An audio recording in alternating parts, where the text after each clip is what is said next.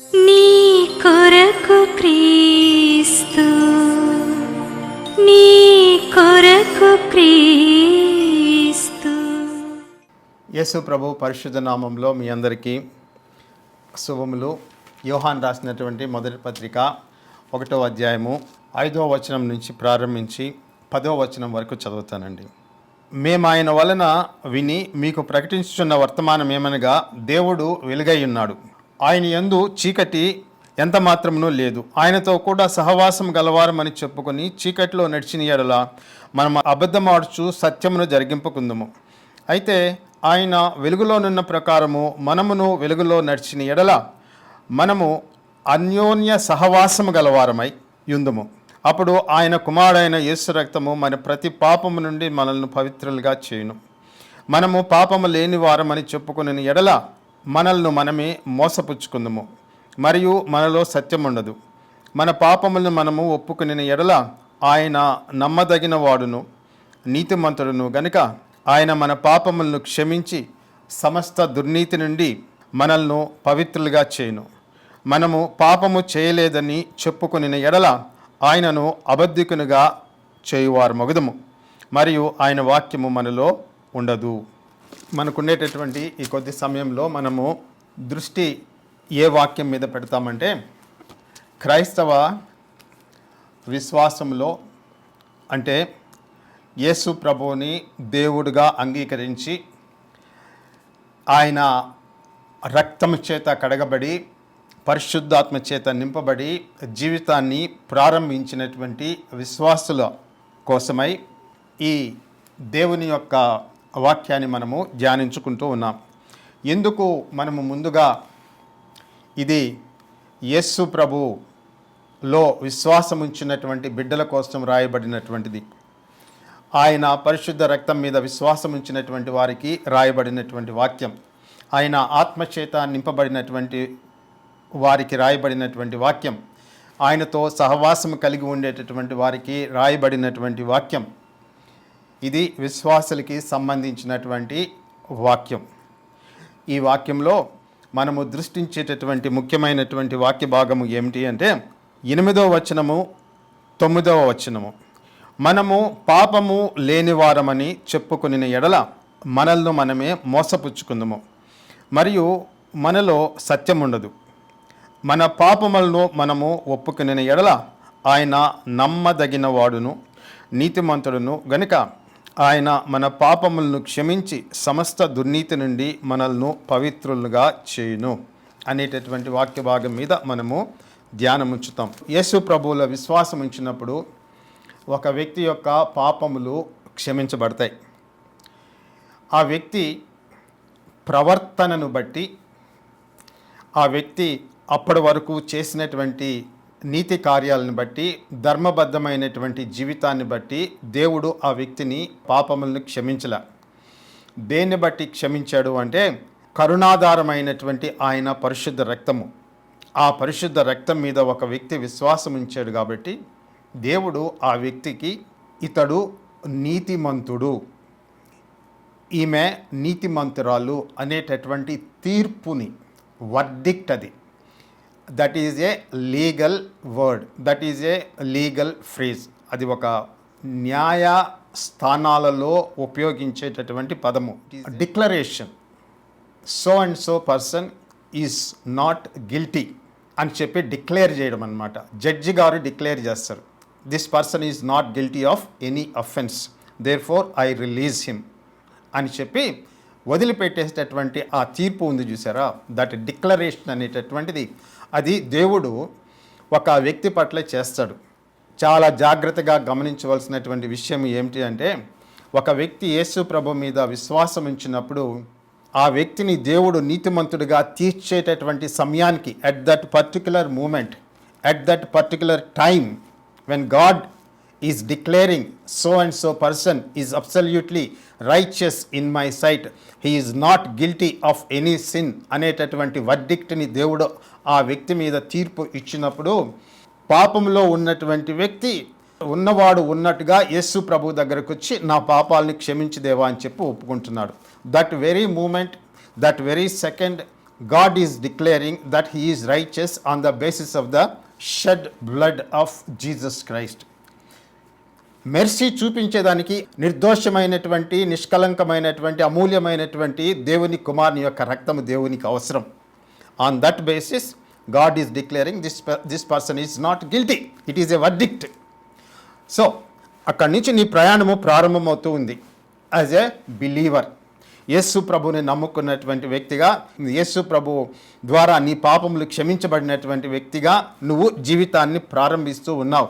ఆ సమయానికి నీ జీవితంలో ఇంకా పాపాలు అనేటటువంటివి ఉన్నాయి. ప్రాక్టికల్గా నేను మాట్లాడుతున్నా. I'm not talking about the declaration of God, what you are in the eyes of God.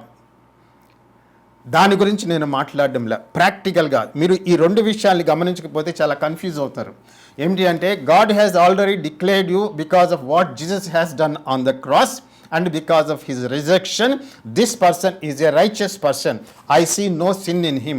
He is absolutely righteous in my sight because of what my son Jesus has done అనేటటువంటి దాన్ని ఆధారంగా చేసుకొని దేవుడు ఆ వ్యక్తిని declaration ఇచ్చేసాడండి, అయిపోయింది. కానీ ఆ డిక్లరేషన్ ఇచ్చేటటువంటి సమయానికి ఆ తీర్పు పొందుకున్నటువంటి వ్యక్తి, నీతిమంతుడు అని తీర్చబడినటువంటి ఈ వ్యక్తి హృదయంలో పాపములు అనేటటువంటివి ఇంకా ఉన్నాయి. He has not overcome so many of those besetting sins. ఆ వ్యక్తిని బంధించి ఉంచినటువంటి ఆ బంధకాల నుంచి అప్పటికి ఇంకా విడుదల కాలే. That is the beginning of Christian life.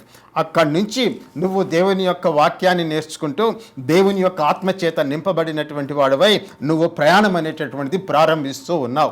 ఆ ప్రయాణంలో ఈ ప్రయాణం కొనసాగించేటప్పుడు నీకు అంతకు ముందు ఉండేటటువంటి ఆ వ్యసనాలు, నీకు అంతకు ముందు ఉండేటటువంటి దురలవాట్లు అనేటటువంటివి నిన్ను చాలా బలంగా పట్టి వెనక్కి లాగేదానికి ప్రయత్నిస్తాయి.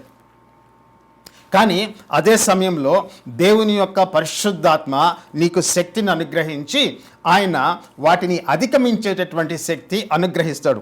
ఈ ఘర్షణ అనేటటువంటిది చూసారా, అంతకుముందు నీకుండేటటువంటి నీ పాప స్వభావము, అంతకుముందు నీకుండేటటువంటి దట్ నేచర్ ఆఫ్ ఫ్లెష్, పూర్వపు పాపపు స్వభావం అనేటటువంటిది ఇంకా నీ శరీరంలో అది ఉంది. అయితే యేసు ప్రభువులోకి వచ్చిన తర్వాత దాని పరిపాలన అంతమైపోతుంది. దేని పరిపాలన? నీ అంతకుముందు నిన్ను పరిపాలించినటువంటి పాపం యొక్క స్వభావం యొక్క పరిపాలన అంతమైపోతుంది. దేవుని యొక్క రూల్ అనేటటువంటిది, దేవుని యొక్క వాక్యం యొక్క పరిపాలన, పరిశుద్ధాత్మ యొక్క పరిపాలన అనేటటువంటిది నీ హృదయంలోనికి ఇప్పుడు వచ్చింది. అయితే నువ్వు ఈ పాత నేచర్ తోటి, దేవుడు ఇచ్చినటువంటి ఆ కొత్త నేచర్ తోటి వాటి మధ్య నువ్వు కొనసాగుతూ ఉన్నావు. నీలో ఘర్షణ అనేటటువంటిది జరుగుతుంది. ఈ ఘర్షణ జరిగేటప్పుడు నువ్వు ఖచ్చితంగా, నిశ్చయంగా అంతకుముందు నీకున్నటువంటి పాపపు అలవాట్లను బట్టి, దుర్వ్యసనాలను బట్టి, నీ స్వభావంలో ఉండేటటువంటి ఆ బలమైనటువంటి, అంతకుముందు మన జీవితంలో సాతాను కట్టినటువంటి కోటలు ఉంటాయి చూసారా, ఆ దుర్గాలు ఉంటాయి చూసారా, ఆ బలమైనటువంటి అలవాట్లు ఉంటాయి చూసారా, మనము ఈ లోకంలో సంపాదించుకున్నటువంటి వ్యసనాలు, తర్వాత వచ్చి ఆ యాటిట్యూడ్స్ అనేటటువంటివి, ఆ వైఖరి అనేటటువంటిది ఇంకా ఉన్నాయి. వాటిని పరిశుద్ధాత్మ నిన్ను క్రమేపీ అధిగమించేటటువంటి శక్తిని అనుగ్రహిస్తూ ఆయన నిన్ను క్రమేపీ మారుస్తూ ఉంటాడు. ఈ మార్చేటటువంటి క్రమంలో నువ్వు ఖచ్చితంగా తొట్టిల్లుతావు, నువ్వు ఖచ్చితంగా పాపంలో పడతావు. కానీ ఆ సమయంలో ఒక విశ్వాసి తొట్టిల్లినప్పుడు, ఒక విశ్వాసి పాపంలో తిరిగి పడినప్పుడు ఆ విశ్వాసి ఆ పాపంలో ఉండిపోతాడు అని చెప్పి బైబిల్ చెప్పదు. అయితే ఈ సందర్భంలో నీ దృష్టికి నేను తీసుకొని వచ్చేటటువంటిది ఏమిటి అంటే, నీ క్రైస్తవ విశ్వాస జీవితంలో అత్యంత ముఖ్యమైనటువంటిది ఒకటి నువ్వు ఎప్పుడూ గుర్తుపెట్టుకోవాల్సినటువంటిది, కన్ఫ్యూజ్ కాకుండా ఉండవలసినటువంటి విషయం ఏంటంటే, నువ్వు కానీ దేవునితో నడిచేటప్పుడు, విశ్వాస జీవితంలో నువ్వు కొనసాగేటప్పుడు ఒకవేళ నువ్వు పతనమైతే, అంటే ఒకవేళ నువ్వు క్రింద పడిపోతే, నువ్వు పాపము చేస్తే, అంతకు ముందు ఉండేటువంటి దుర్వ్యసనాలకి నువ్వు కానీ తిరిగి నువ్వు లోబడడం అనేటటువంటిది నువ్వు కానీ చేస్తే, నువ్వు చేయవలసినటువంటి పని ఏమిటి అంటే, దేవుని దగ్గరకు వచ్చి, యేసు ప్రభువు దగ్గరకు వచ్చి, ప్రభువా ఈ పాపాన్ని నేను తిరిగి చేశాను, నా పాపాన్ని నువ్వు క్షమించు, ఈ పాపం మీద నాకు ఆధిక్యత దయచేయి, నేను తిరిగి నీతో నడిచేదానికి నాకు సహాయం చేయి, నీ పరిశుద్ధ రక్తంతో నన్ను కడిగి పరిశుద్ధపరచు అని చెప్పి యేసు ప్రభు సన్నిధిలో నీ పాపాన్ని ఒప్పుకొని తిరిగి ఫ్రెష్గా స్టార్ట్ చేయమని చెప్పి దాని యొక్క అర్థం. ఈ వాక్య భాగము ఎవరికి రాయబడిందంటే విశ్వాసులకి రాయబడినటువంటి వాక్య భాగం. ఎవరు రాశారంటే అపోస్తలుడైనటువంటి యోహాను రాశాడు. యేసు ప్రభువుకి అత్యంత ప్రియుడైనటువంటి శిష్యుడు ఆయన రాసినటువంటి మాట విశ్వాసులకి రాస్తూ, యేసు ప్రభువులో సహవాసం కలిగి ఉండేటటువంటి వాళ్ళు, తండ్రి కుమార పరిశుద్ధాత్మ దేవునితో సహవాసం కలిగి ఉండేటటువంటి వాళ్ళు, when they falter, when they stumble, when they fall, they have to come back to Jesus Christ. They must confess their sins. అంతేగాని క్రింద పడిన తర్వాత దాంట్లోనే ఉండిపోయి, లేదంటే దాన్ని జస్టిఫై చేసుకునేదానికి, సమర్థించుకునేదానికి, లేదంటే ఆ పరిస్థితుల్లో నేను చేయాల్సి వచ్చింది అని చెప్పి సమర్థించుకునేదానికి నువ్వు చేయొద్దు.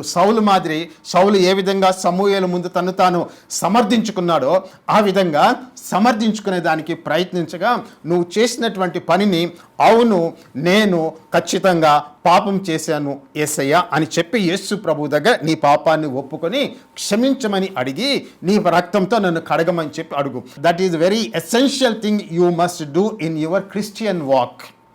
నీ క్రైస్తవ విశ్వాసపు జీవితంలో నీకు ఉండవలసినటువంటి ఒక అంశము, నేర్చుకోవలసినటువంటిది ఏమిటి అంటే, you must start confessing your sin every time you fall.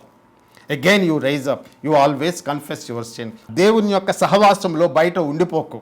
ఎందుకంటే ఆ విధంగా దేవుని యొక్క సహవాసంలో నువ్వు బయట ఉండిపోతే, కన్ఫెస్ చేయకుండా దాన్ని ఆ విధంగానే జీవితంలో పెట్టుకొని ఉంటే, హృదయంలో పెట్టుకొని ఉంటే, దాంట్లో కొనసాగితే సమస్య ఏమిటి అంటే, సాతాను నీ యొక్క జీవిత పరిస్థితుల్లోకి ప్రవేశించేదానికి నువ్వు తలుపులు తెరుస్తున్నావు. నీ వ్యక్తిగత జీవితంలోనికి సాతాను ప్రవేశించేదానికి నువ్వు తలుపులు తెరుస్తున్నావు. దానికి ఏమాత్రం కూడా ఛాన్స్ ఇవ్వకూడదు. You must shut those doors by confessing your sin before Jesus Christ and asking for his forgiveness. అది నువ్వు ఖచ్చితంగా చెయ్యాలి. ఆ విషయాన్ని ఆయన చెప్తూ ఉన్నాడు.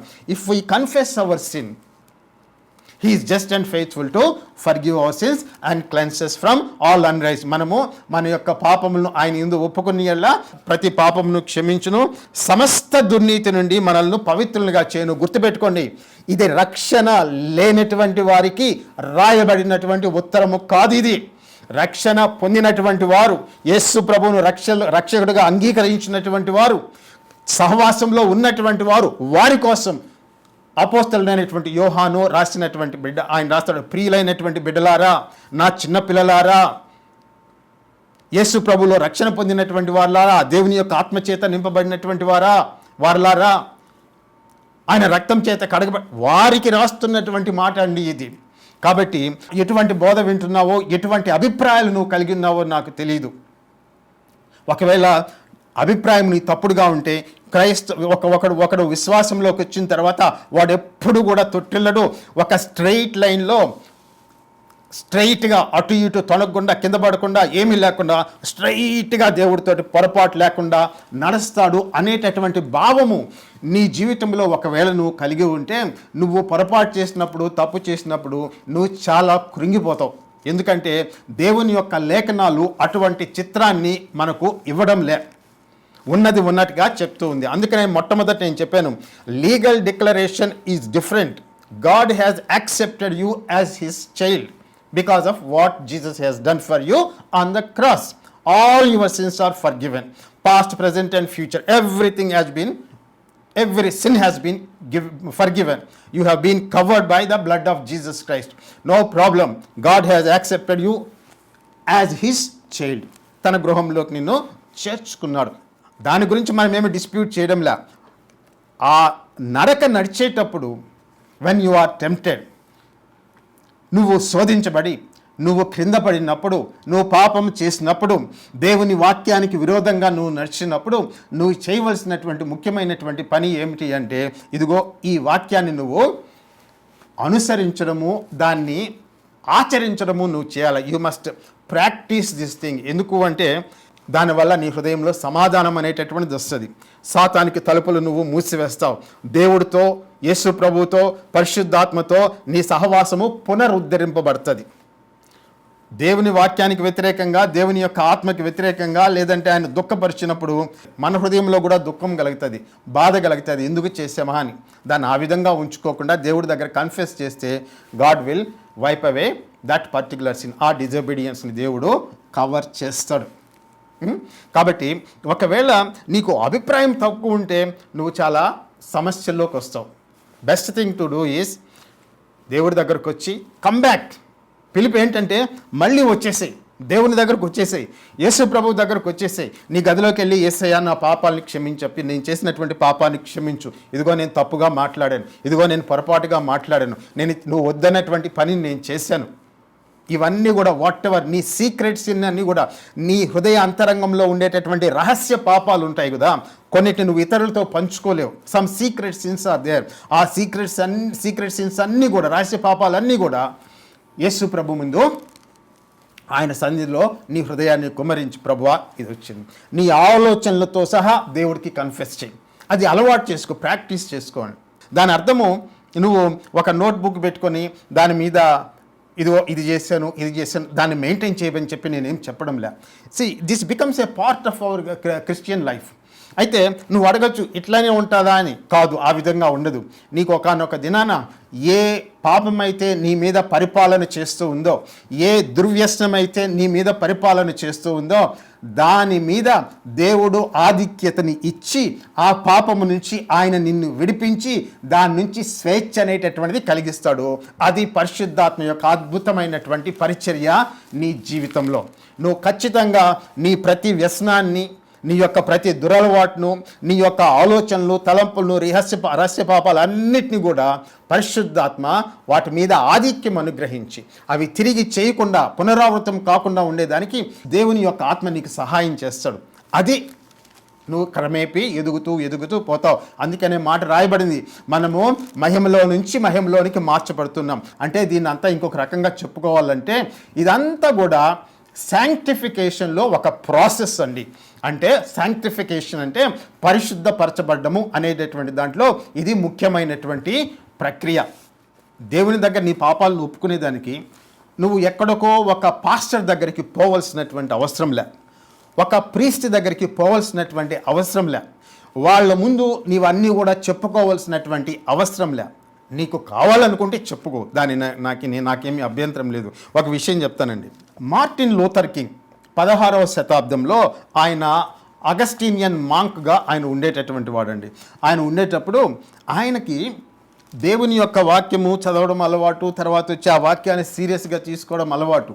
కానీ దాని గురించి అవగాహన ఆయనకి ఆ సమయంలో లేదు. తర్వాత ఆయన బైబిల్ చదివిన తర్వాత, పరిశుద్ధాత్మ ఆయనకి వెలుగునిచ్చిన తర్వాత రక్షణ అనేటటువంటిది ఏంటి, నీతిమంతుడిగా తీర్చబడ్డం అంటే ఏంటి, what do we mean by justification by faith అనేటటువంటి ఆయన అవగాహన చేసుకున్నాడు. అయితే అంతకు పూర్వము ఆయన ఏ విధంగా జీవించేటటువంటి వాడంటే, ఆయన కన్ఫెషన్, పాపపు ఒప్పుకోలు అలవాటు అనేటటువంటిది ఆయన జీవితంలో ఏ విధంగా ఉండేటటువంటిది అంటే అండి, సాధారణంగా ఈ అగస్టీనియన్ మాంక్స్ అనేటటువంటి వాళ్ళు ప్రతి వారానికి ఒక్కసారి పోయి తాము చేసినటువంటి పాపాలని, వాళ్ళ హృదయంలో ఏముందో, ఆ భారం ఏముందో పోయి వాళ్ళ సుపీరియర్ దగ్గర ఒప్పుకొని ఫర్గివ్నెస్ అనేటటువంటిది తీసుకోవాలి. ఈ మార్టిన్ లూథర్ కాన్షియన్స్ ఆయన చెప్పుకుంటాడు.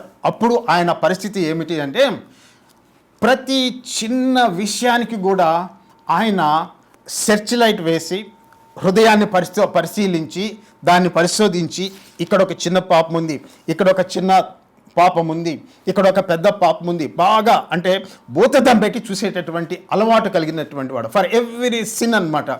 ఈయన వారానికి ఒక్కసారి పోయి కన్ఫెస్ చేయాలా సుపీరియర్ దగ్గర అని వాళ్ళకి ఆజ్ఞ ఉంటే, ఈ మార్టిన్ లూథర్ కింగ్ వారంలో ప్రతిరోజు సుపీరియర్ దగ్గరికి వెళ్ళి ఆయన ముందు మోకరిల్లి, అయ్యా నేను ఈ పాపం చేశాను, ఈ తలంపులు, ఈ ఆలోచనలు, ఇటువంటి క్రియలు మనసులో ఉండేదంతా కూడా కుమ్మరించేటటువంటి, అంటే ఆయన ఎంత సీరియస్గా తీసుకున్నాడు అనేటటువంటి విషయం నేను చెప్తున్నా. కన్ఫెషన్ అనేటటువంటిది ఏదో 2 నిమిషాలు చెప్పడమో, 5 నిమిషాలు చెప్పడమో, 10 నిమిషాలు చెప్పడమో, చేతులు చుచ్చుకొని వెళ్ళిపోవడమే అట్లా చేసేటటువంటి వాడు కాదు మార్టిన్ లూథర్. ఒక్కొక్కసారి ఆయన చేసేటటువంటి పాపపు ఒప్పుకోలు సుమారుగా 6 గంటల పాటు నడిచేదంట. 6 hours he used to confess his sin before the superior. అంత తీవ్రంగా ఆయన హృదయంలో ప్రతి ఒక్క చిన్నదాన్ని బయటికి లాగి దాన్ని ఆయన ముందు కన్ఫెస్.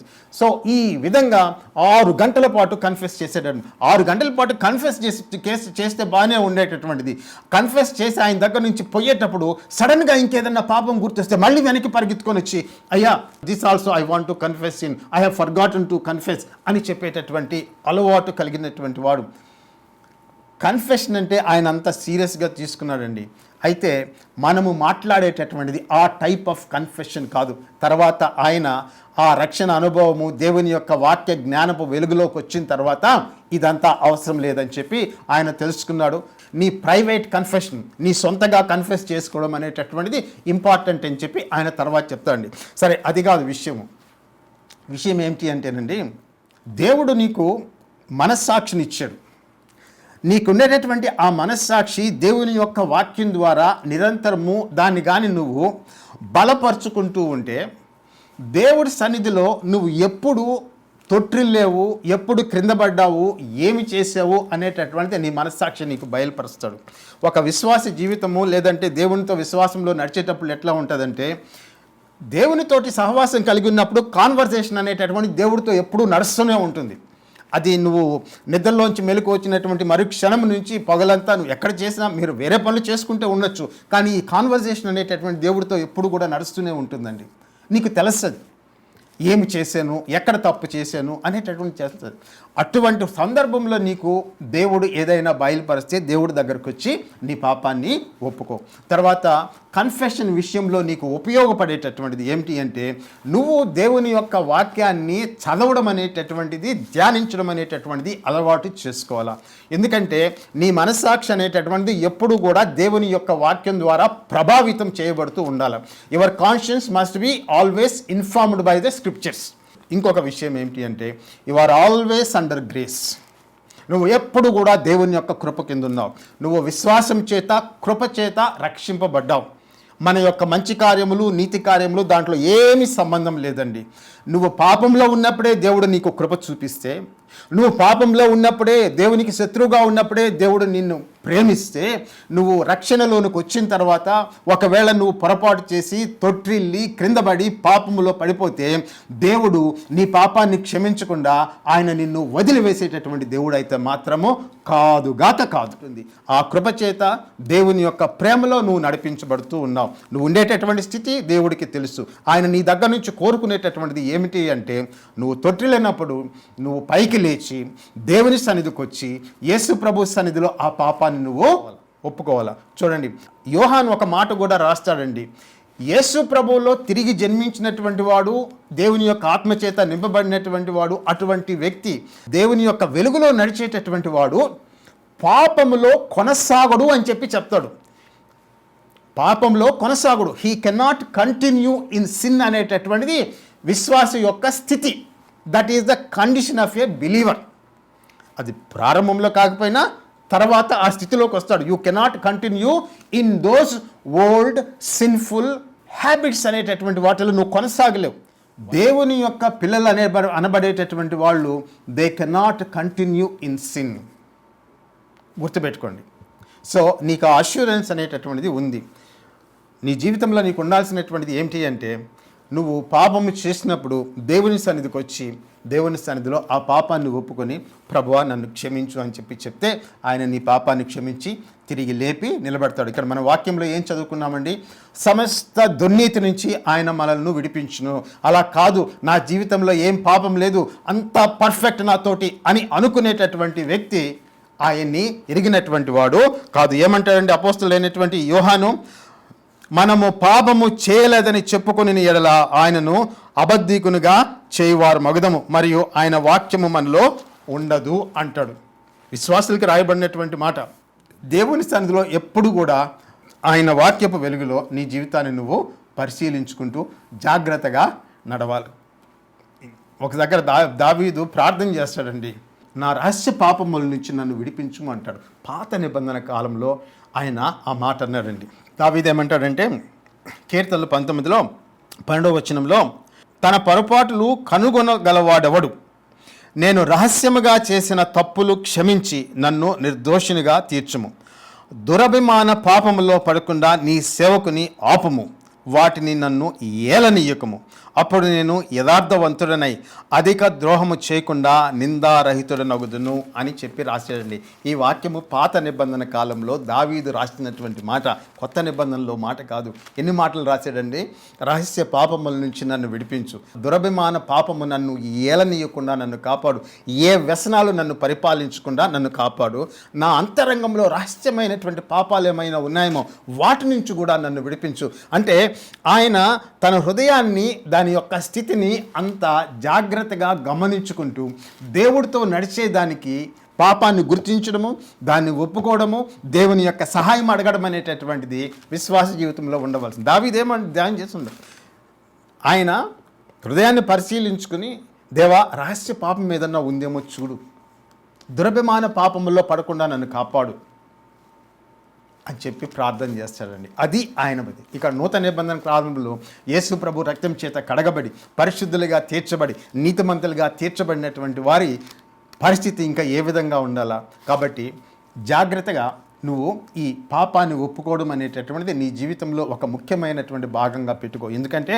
అది నీ యొక్క స్పిరిచువల్ గ్రోత్కి, దేవుని యొక్క విషయాల్లో ఎదిగేదానికి చాలా అత్యంత ముఖ్యమైనటువంటి విషయం అండి.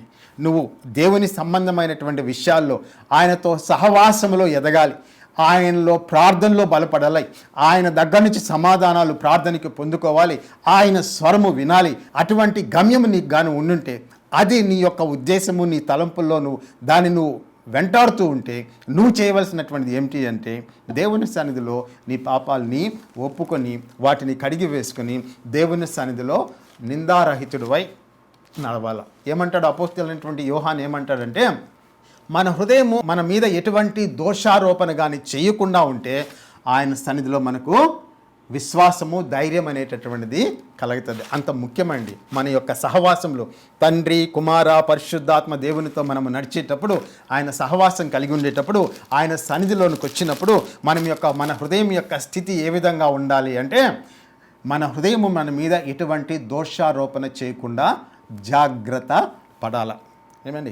దాని అర్థము నువ్వు ఎప్పుడు దోషం లేకుండా బ్రతకమని చెప్పి దాని అర్థం కాదు. కానీ ఒకవేళ నువ్వు చేసినప్పుడు కన్ఫెస్ యువర్ సిన్స్, నీ పాపములను ఒప్పుకొని ఆయన సన్నిధిలో ఆయన క్షమాపణ అడిగి ఆయన రక్తంతో కడగబడి తిరిగి నీ యొక్క విశ్వాస జీవితాన్ని ముందుకి కొనసాగించు. నువ్వు పాపం చేశాను కదా అని చెప్పి నువ్వు డిప్రెషన్లోకి వెళ్ళిపోయి, మానసిక కృంగుదలలోకి వెళ్ళిపోయి దానిలోకి పోవాల్సినటువంటి అవసరం లేదు. నిజాయితీగా చిత్తశుద్ధితోటి యేసు ప్రభు సన్నిధిలో, ప్రభువా ఇది నేను చేశానని చెప్పి ఒప్పుకో. దీన్ని జయించడం నాకు వల్ల కావడం లేదు, దీని మీద నాకు ఆధిక్యతను, జయాన్ని అనుగ్రహించనని చెప్పి ప్రార్థన చేయి. అది నిజాయితీ కలిగినటువంటి ప్రార్థన అండి. దేవుడు తప్పకుండా దాన్ని అంగీకరిస్తాడు. నీ యొక్క ఆత్మీయ స్థితి, నీ మానసిక స్థితి, నీకుండే వ్యసనాలు, వాటి యొక్క బలము, పాపం యొక్క బలము యేసు ప్రభు ఎరుగనటువంటి వాడు కాదు. ఆయనకు అన్నీ తెలుసు. కాబట్టి నువ్వు సిగ్గుపడవలసినటువంటి అవసరము ఏమీ లేదు. హ్యాపీగా దేవుని సన్నిధిలోకి వెళ్ళి, ప్రభువా ఇది నా పరిస్థితి, దీని మీద నాకు విజయం దయచేయి, ఇదిగో దీని విషయంలో నేను మాటికి పడిపోతున్నాను, ఇది నా రహస్య పాపము, జయించాలనుకుంటున్నాను కానీ నాకు శక్తి చాలడం లేదు, ప్రభువా నువ్వు నాకు సహాయం చేయి. అదే నువ్వు చేయవలసినటువంటి ప్రార్థన. దేవుడు నీకు విజయం ఇస్తాడు. నీ యొక్క అలవాటు, ఆ దురలవాటు ఎన్ని సంవత్సరాలదైనా సరే, ఎన్నో సంవత్సరాలుగా నువ్వు అలవాటు పడి దాని బంధకాల్లో నువ్వు చిక్కి ఉన్నా సరే, దాని నుంచి దేవుడు నీకు విడుదల కలిగి చేస్తాడు. పరిశుద్ధాత్మ నీలో పనిచేస్తూ ఉన్నాడు. ఆయన శక్తి అన్ని శక్తుల కంటే కూడా చాలా బలమైనటువంటి శక్తి అండి. నీ హృదయంలో ఆయన శక్తిని కనపరుస్తాడు, ఆయన బలాన్ని కనపరుస్తాడు, ఆయన నీకు విడుదల ఇస్తాడండి. నువ్వు సంతోషిస్తావు దేవుడి సన్నిధిలో.